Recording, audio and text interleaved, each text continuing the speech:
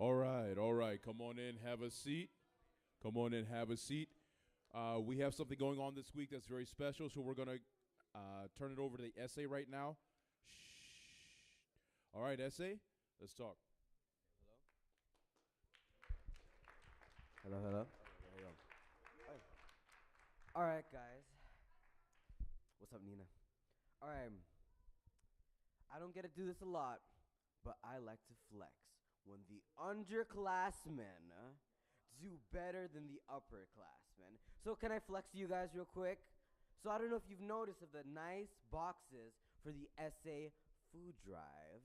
So I encourage you guys, go participate, check to see what you have to bring, and start your donations. Underclassmen, good job. I actually think sophomores are ahead right now. I looked at it and seniors, we got to do better. Last year we won. All right, seniors, let's go. Okay, I just wanted to be clear because I don't know if everybody knows what it's for. We are feeding a community in Benton Harbor that's working with Pastor White. And so I just wanted you all to know that this is not just a random food drive. We are trying to provide, and this is what, our 5th year doing this, 6th year doing this, that we are trying to feed families for Christmas dinner. So your food that you're providing is a part to someone's Christmas dinner. And there's 200 families. So imagine getting a bag and there's one box of mac and cheese because that's all you guys brought, right? So I just wanted you guys to understand that that's what it's for. It's not just a random collection. We are collecting for 200 families in Benton Harbor that's associated with Pastor White and his church. Everybody cool with that? Just a reminder, seniors are having a fundraiser tonight at Culver's in Stevensville, so everyone should pull up. It's going to be from 5 to 8. You guys can buy literally whatever you want to. You can go through the drive-thru if you don't want to go inside, and yeah, so just buy food. We know you're hungry, so. All right, let's go ahead and start with a word of prayer before we turn it over to Mr. Cerna. Our Father, we thank you so much for this opportunity we have to worship you today in song. We ask that the cares that we bring in to this place, that we will be able to leave them here in your presence. In Jesus' name, amen. Mr. Cerna, it's all yours.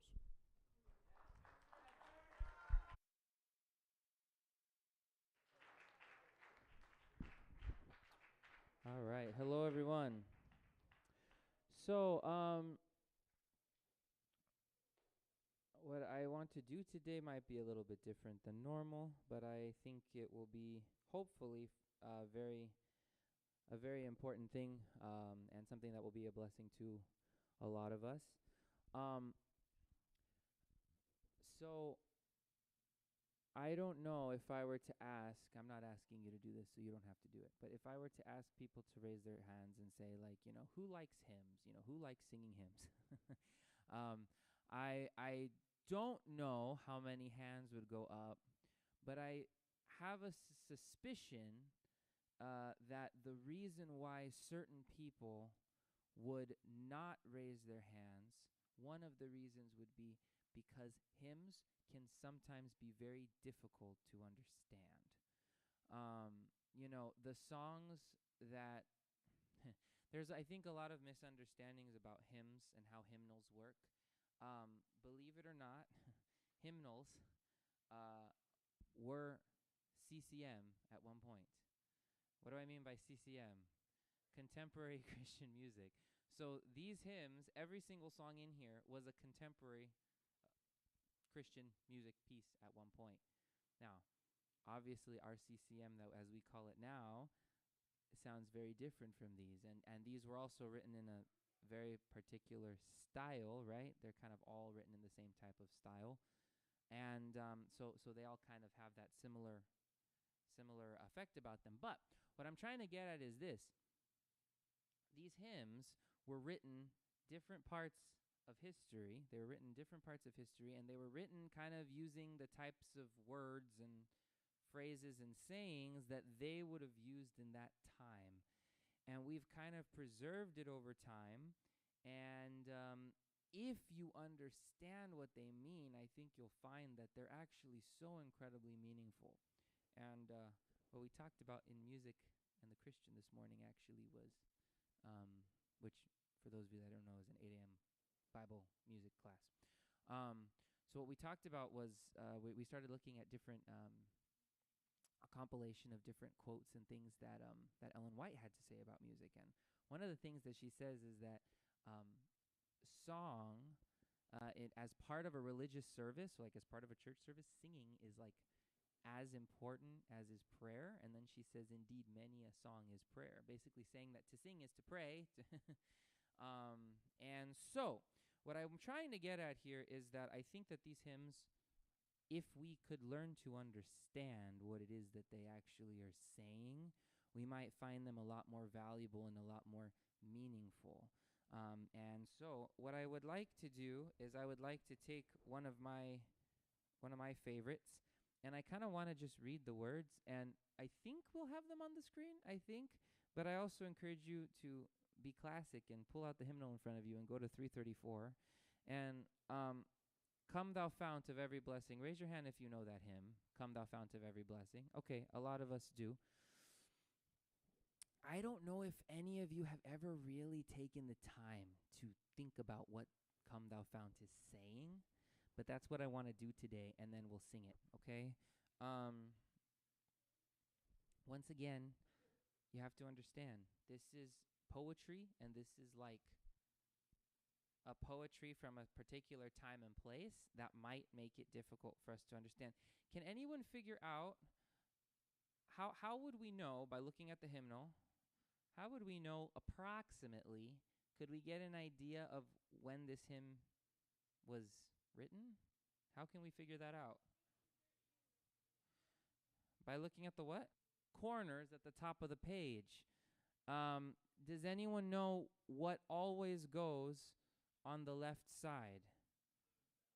Is it the person who wrote the words or the person who wrote the music that always goes on the left side of the top of the page in a hymnal? It's the words. And so if you look at,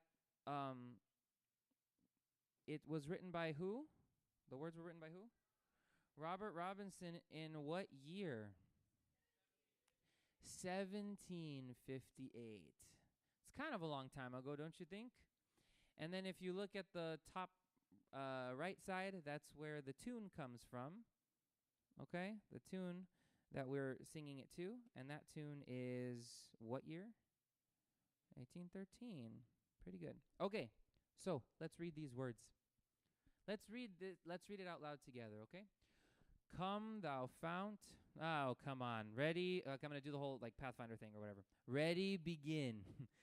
Come Thou Fount of every...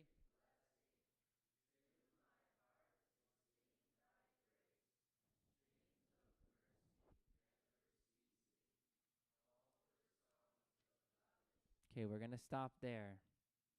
So you just read that, and some of you, if you were singing it, you could go into autopilot because you know the words so well, maybe. I don't know. I know that's how I felt about this song for a long time. I kind of went into autopilot with it. What is it saying? Come, thou fount of every blessing, tune my heart to sing thy grace. Take a look at the words in the hymnal. Thou. What does thou mean? You. And it's capitalized. So who's thou? God. Come, you fount of every... What's a fount? A fountain. So what it's saying is, come here, fountain of what? Of every blessing. What is a blessing? A blessing is a gift from God. Tune my heart to sing what? Thy grace. Okay, tune my heart. What does that mean? Tune my heart. It's a little weird, isn't it? Yeah, adjust. It's a weird thing because when I think of tuning, I think of like a guitar, right? When I'm tuning, I'm turning, and the idea of like turning your heart seems kind of weird. But I think this is really cool. I think it kind of means two things because we're talking about singing, and so when we're talking about music, we want to tune a musical instrument. But then the other interesting thing is, have you ever heard about kind of being in tune with God, like being in tune, like kind of getting your mind to align with the things of God? So I think what this is doing is it's kind of speaking to two things. It's saying we're singing a song, so I want to sing in tune, but I also want my heart to be in tune with you. And so what it's saying is, come to me, fountain of all the good things, like a fountain of gifts, basically, and adjust, tune my heart to be able to sing about your grace. And then we said streams of mercy. Why does it say streams of mercy? Where are the streams coming from? The fountain. So the fountain is giving all of this blessing, and there's streams coming out of the fountain. It's these streams of mercy, blessing that are coming out, and they never cease. So this fountain, it never runs dry, and all of this fountain is calling for songs of loudest praise. So what this is kind of saying is, there's this beautiful fountain that all it's doing is just constantly giving blessing and mercy, and this gift never ever ends. And I feel the need to sing about it because this is so incredible. I can't believe this is happening. Okay, okay. Next part. Do we have the next part? Teach me ever. Do we have that part? Okay. Let's read this part together. Ready? Begin. Teach me ever to adore thee. Next part.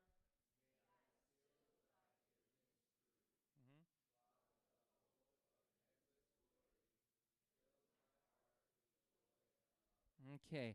Teach me ever to adore thee. May I still thy goodness prove, while the hope of endless glory fills my heart with joy and love. Okay, let's figure this out. What is it saying? Teach me ever to adore. What is to adore? To adore something. It's to just make it, it's to love it, but it's to love it kind of above other things, right? To really make it something that's so important. To adore something is to really think, first of all, to think that it is absolutely important, and to very much appreciate and to love it. Teach me ever to do that to you, and may I still thy goodness prove, while the hope of endless glory fills my heart with joy and love. So, first of all, let's work backwards. So the hope of endless glory. What is that hope of endless glory? What does that even mean? What are we talking about here? Heaven, eternal life with Jesus, right? So I have this hope in my heart. And by the way, this hope in my heart is only possible because there's a fountain that has streams of mercy that never run out, because I need all of that mercy, right? So the hope is here in my heart, and it fills my heart with joy and love to know that there's someone who loves me so much that he gives me this endless mercy, right? And teach me ever to adore thee, may I still thy goodness prove. I think what this is talking about is, teach me to adore you, and to adore you means to really want to do the things that you ask of me, and may I prove to others by the way that I adore you, just how good you are. Okay, I think that's a good way to put it. Okay, now I want to go to. We're gonna. They're all good, but I want to go to the last verse. I want to go to the last verse. So can we skip to the verse 3, which is "Oh to grace." Okay, let's read this together. Ready, go. Oh to grace.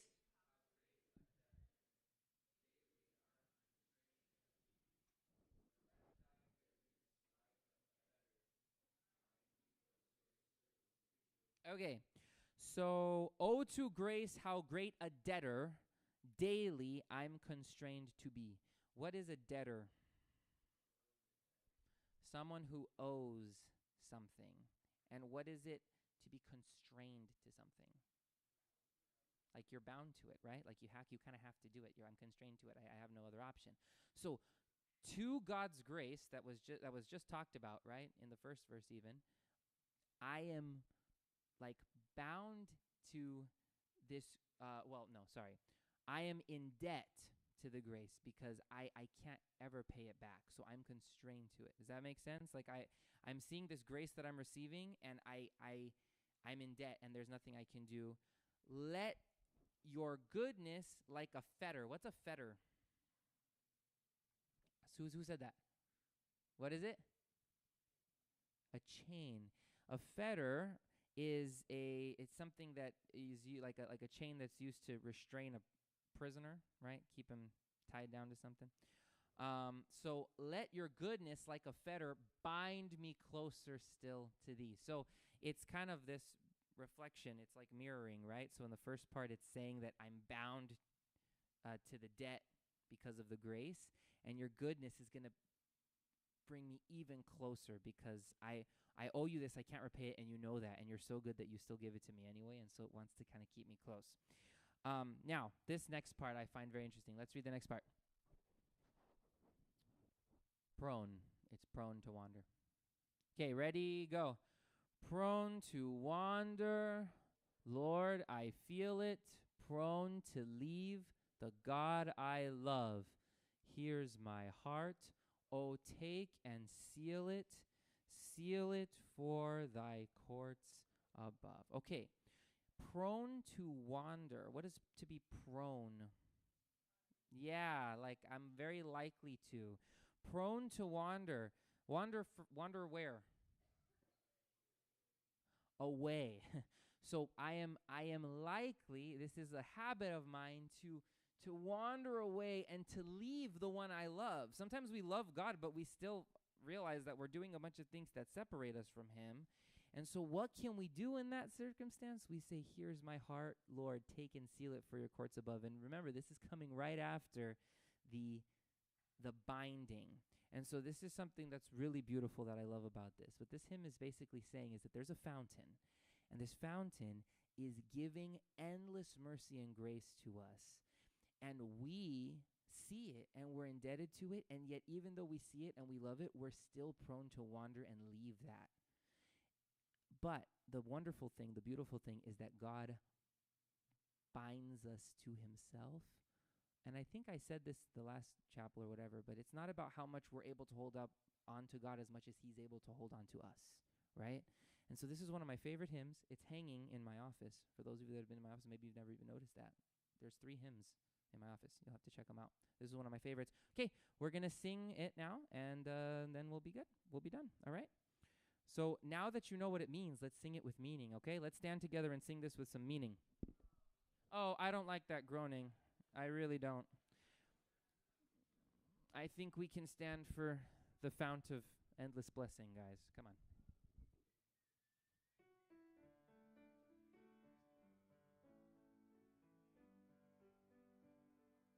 Okay, verse 1, go.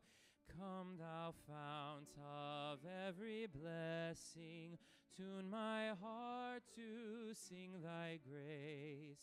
Streams of mercy never ceasing, call for songs of loudest praise.